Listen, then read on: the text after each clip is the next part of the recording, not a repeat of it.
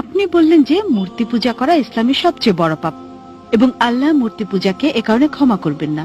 ইসলাম ছাড়া অন্য ধর্মের পরিবারে জন্মগ্রহণ করা মানুষের কি হবে? উদাহরণস্বরূপ ভারত, এখানে অধিকাংশ মানুষ হিন্দু এবং সারা জীবনেও তারা ইসলাম সম্পর্কে নাও জানতে পারে, অথবা কেউ তাদেরকে এ ব্যাপারে নাও শেখাতে পারে। এসব মানুষের দোষ কি? তারা কি কখনো জান্নাতে যাবে না? আল্লাহ কি এই মানুষদের জান্নাতে প্রবেশ করতে দেবেন না? তাদের দোষ কি যদি জন্মের পর থেকে তাদেরকে যা শেখানো হচ্ছে তা বিশ্বাস করে?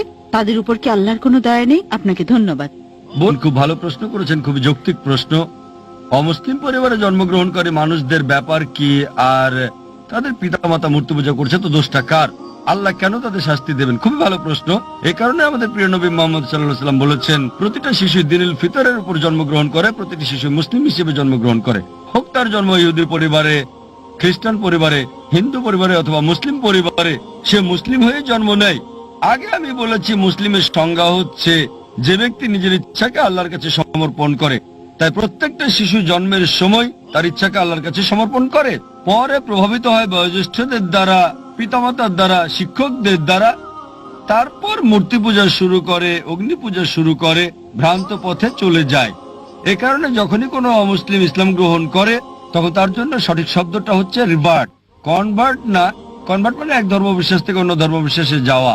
রিভার্ট মানে কেউ সঠিক পথে ছিল, ভ্রান্ত পথে গিয়েছিল, আবার সঠিক পথে ফিরে এসেছে। তাই যথার্থ শব্দটা হচ্ছে রিভার্ট। আপনার প্রশ্নের দিকে আসি।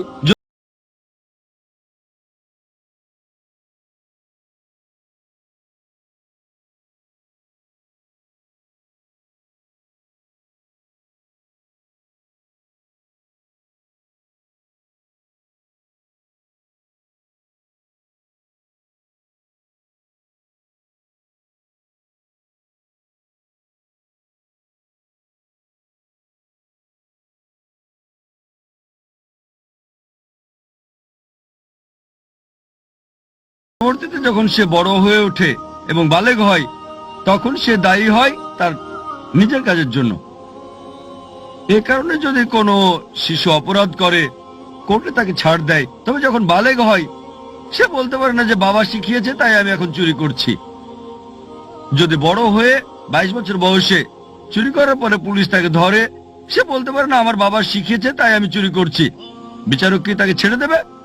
যদি 5 বছর বয়স হয়, বিচারক বলতে পারেন ঠিক আছে, সে শিশু, তার জ্ঞান বুদ্ধি হয়নি। কিন্তু যখন প্রাপ্তবয়স্ক হয়, তখন যদি বিচারককে সে বলে আমি চুরি করছি কারণ আমার বাবা শিখিয়েছে, তাকে ক্ষমা করা হবে না। প্রত্যেক ব্যক্তি তার কর্মের জন্য দায়ী। যখন কেউ প্রাপ্তবয়স্ক হয়, তখন তার দায়িত্ব হচ্ছে সত্য অন্বেষণ করা।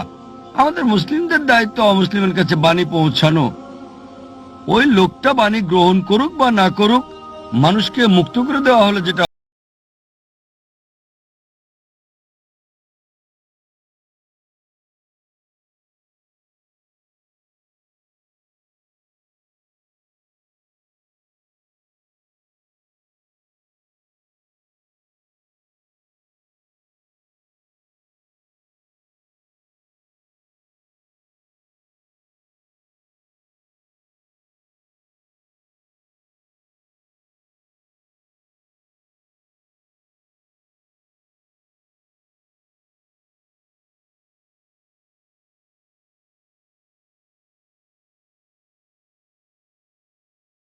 পথেই থাকে। প্রাপ্তবয়স্ক হওয়ার পরে আমাদের মুসলিমদের দায়িত্ব হচ্ছে ইসলামের বাণী অমুসলিমদের কাছে পৌঁছানো। যদি আমরা না পৌঁছাই, আল্লাহ আমাদের হিসাব নেবেন, তিনি আমাদের হিসাব নেবেন। কিন্তু আমরা আমাদের কাজ করি বা না করি, আমরা দায়ী হব। কিন্তু কোরআনে আল্লাহ বলেন, সূরা ফুসিলাত অধ্যায় নম্বর 41 আয়াত নম্বর 53, সনুরিহিম আয়াতিনা ফিল আফাকি ওয়া ফি আনফুসিহিম হাত্তা ইয়াতাবায়্যানা আন্নাহুল হক। আমি তোমাদেরকে আমার নিদর্শনাবলী দেখাবো দূর দিগন্তে আর তাদের নিজেদের মধ্যেও, যতক্ষণ না তাদের কাছে স্পষ্ট হয় এটাই সত্য।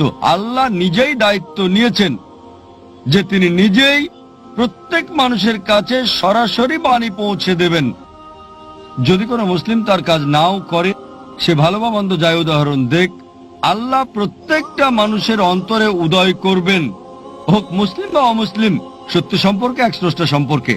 তাই একবার বাণী পৌঁছার পর ওই মানুষটা মানতেও পারে নাও মানতে পারে, এটা ভেবেও মানতে পারে যে আমি যদি ইসলাম গ্রহণ করি আমার পছন্দনীয় বিষয়গুলো বর্জন করতে হবে, অ্যালকোহল বাদ দিতে হবে, ডেটিং ডান্সিং বাদ দিতে হবে এবং অন্যান্য বিষয় যেগুলো হারাম, ওই বাণী গ্রহণ নাও করতে পারে, তখন সে দায়ী হবে।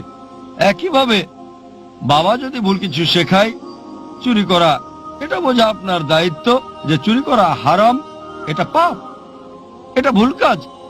সে বিচারকের কাছে গিয়ে বলতে পারে না যে আমার বাবা শিখিয়েছে তাই আমি চুরি করি। একইভাবে আল্লাহ তার বাণী সরাসরি পৌঁছাচ্ছেন প্রত্যেকটা মানুষের অন্তরে, হক সম্পর্কে, স্রষ্টার একত্র সম্পর্কে, যে মূর্তি পূজা নিষিদ্ধ। তবুও যদি সে ক্ষান্ত না হয় তখন সেটাই হবে বিচার দিবসে। এ কারণে আল্লাহ বলেন কোন অমুসলিমই আল্লাহর বিচার সম্পর্কে আপত্তি করবে না, কারণ অঙ্গ প্রত্যঙ্গ আপনার সম্পর্কে সাক্ষী দেবে, আপনার চোখ হাত আপনার ব্যাপারে কথা বলবে। তাই বিচার দিবসে এমনকি যদিও ওই মানুষকে জাহান্নামে দেওয়া হয় তবুও তারা আল্লাহ সুবহানাহু ওয়া তাআলার বিচার সম্পর্কে আপত্তি করবে না। তারা বলবে দয়া করে আমাদের আরেকটা সুযোগ দিন। আল্লাহ বলবেন আর সময় নেই, দুনিয়াতে তোমাদের অনেক সুযোগ দেওয়া হয়েছিল আর এখানে একবারই বাঁচবে। তাই বিচার দিবসে কোনো মানুষই, কোনো অমুসলিমই যদি তাকে জাহান্নামে দেওয়া হয় তবুও সে আল্লাহর বিচার সম্পর্কে আপত্তি করবে না, সে শুধুই বলবে দয়া করে ক্ষমা করেন, কিন্তু সেটা হবে না।